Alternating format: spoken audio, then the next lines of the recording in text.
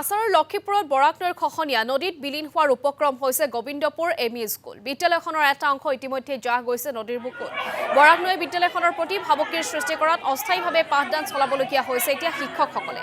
বৰাক নদীৰ খহনীয়াত বিদ্যালয়খন জাহ যোৱাত চৰম অনিচ্ছা এটা আহি পৰিছে ১.৫ শতাধিক শিক্ষাৰ্থীলৈ। ইয়াৰ দৃশ্যাংশ আমি দেখুৱাইছো। এই এমই স্কুলখনৰ ইতিমধ্যে এটা অংশ জাহ গৈছে। আমি উল্লেখ কৰিছো বিদ্যালয়খনৰ এটা অংশ ইতিমধ্যে নদীৰ বুকুত জাহ গৈছে, যাৰ ফলত তেওঁলোকে দেখিবলৈ পোৱা গৈছে বাহিৰতে পাঠদান কৰি থকা।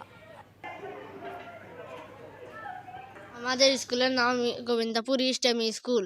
স্কুলের নদী ভাঙ্গিয়া লইয়া গেছে গা, বইবার জায়গা নাই, বাস বেদি বানাইয়া দিছে। তার মুখ্যমন্ত্রী আমার কাছে স্কুল লাগে আমাদের। তো আমাদের এখানে দুইটা স্কুল আসলো, একটা স্কুল আসলো 970 নম্বর হামিদিয়া এলপি স্কুল এবং একটা গোবিন্দপুর ইস্ট এমই স্কুল। দুইটা স্কুল একটা কম্পাউন্ডের মধ্যে আসলো। আজ থেকে প্রায় 4 বছর আগে 970 নম্বর হামিদিয়া এলপি স্কুলটারে এমালগেট করিয়া ইস্ট এমই স্কুলের সঙ্গে একত্রীকরণ করা হয়েছে। তখন থেকেই শুরু হয়েছে নদীর ভাঙ্গন।